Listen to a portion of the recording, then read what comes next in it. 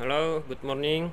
First Madya Cadet Nafdardianto, register number 19.55.2113, my class technical eco, and I want to about the equipment in the engine room. On the first, grinding a drill. After the instructions have been studied carefully, considerable practice is still needed in order to learn how to grind a drill correctly. To secure this practical experience, it is advisable to begin by selecting a correct ground drill.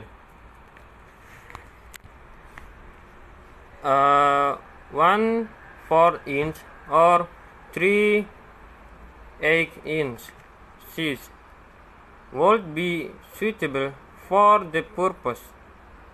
Take the drill to the grinder and without turning on the grinder, observe just how the drill must be held in order to secure the correct shape of the point and the desired angles. The way in which the drill is held against the grinding wheel is shown in Fig.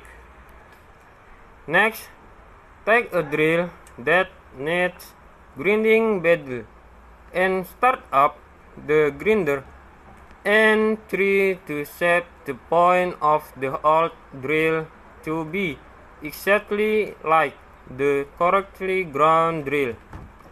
Remove very little metal at first and examine the drill frequently in order to note the progress made.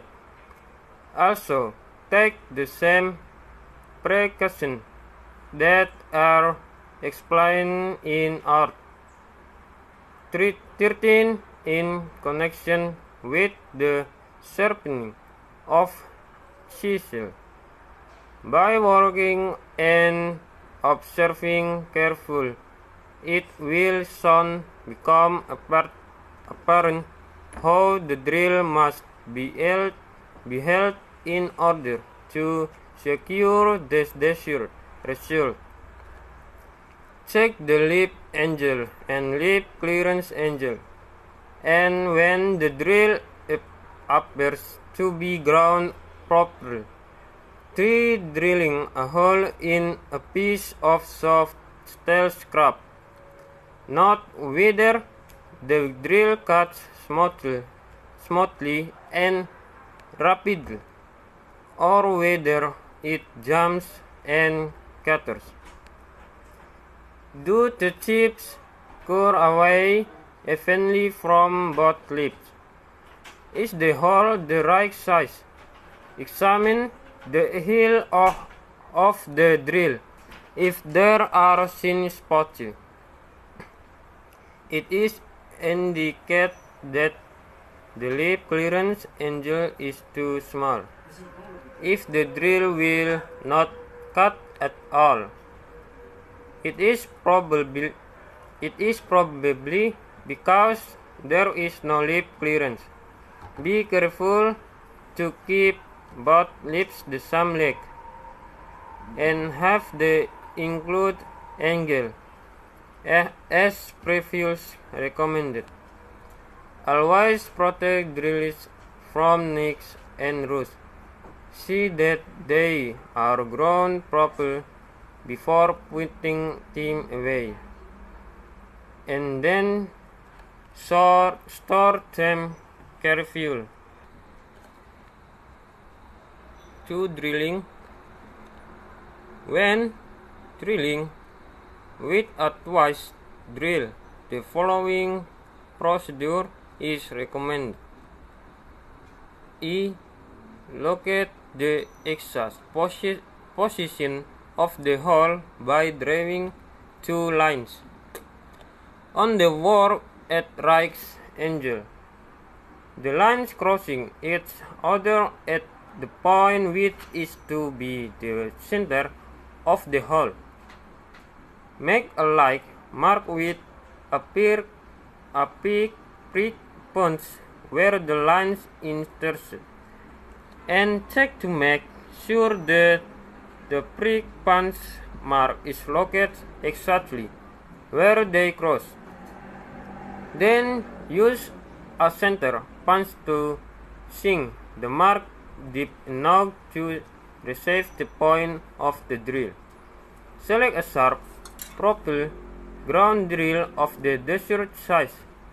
Insert the shank in the cut off, fasten it tightly in position.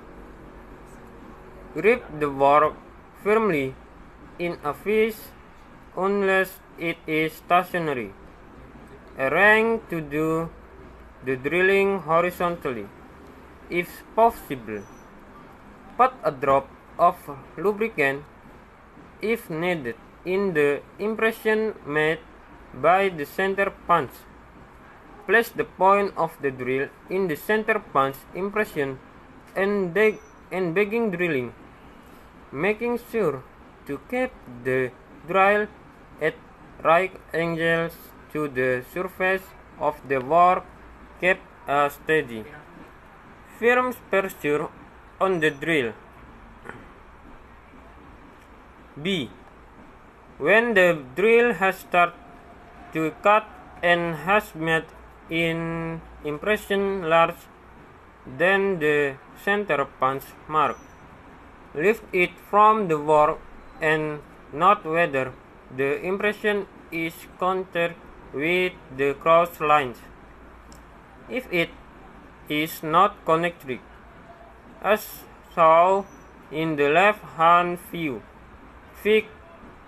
16, use a round nose sickle to make a nick in the impression on the side of the center toward which the drill should be drawn. The sickle cut is shown in the center view, Fig. 16. C. Put another drop of lubricant in the impression and continue drilling until the point of the drill just breaks through the metal. Then ease off on the pressure and drill slowly until the hole is complete. If the drill cuts while finishing the hole, work the drill back and forth carefully until it cuts through the work. When the hole is complete, withdraw the work. When the hole is complete, withdraw the drill immediately by pulling it back as it continues to turn. Portable power drills.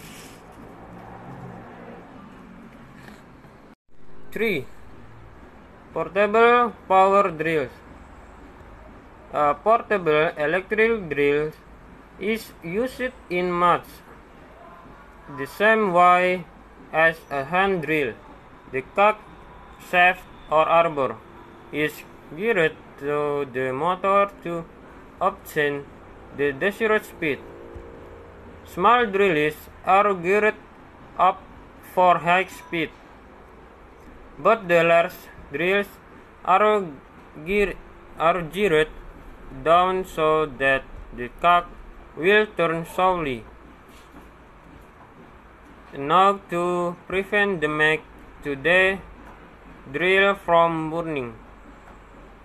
Portable power drills can also be used for shaft operation as buffing, polishing, and grinding, with the addition of a special attachment which converts the rotor motion of the drill into a reciprocating motion.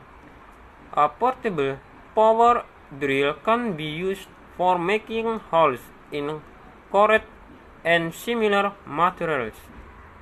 The same attachment can also be employed to adapt the machine for lighting reverting work. Except for the Siemens unit, the extension cable of portable electric drills should include a ground lead from the drill casing and a clip for connection of the ground lead to ground.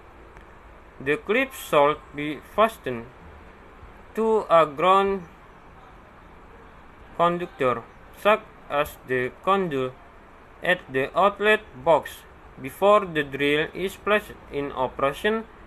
This precision protects the operator of the drill from electric shock in case the installation of the wiring within the power drill casing should fail, resulting in a short circuit. So, the explanation for me, and thank you. Good morning.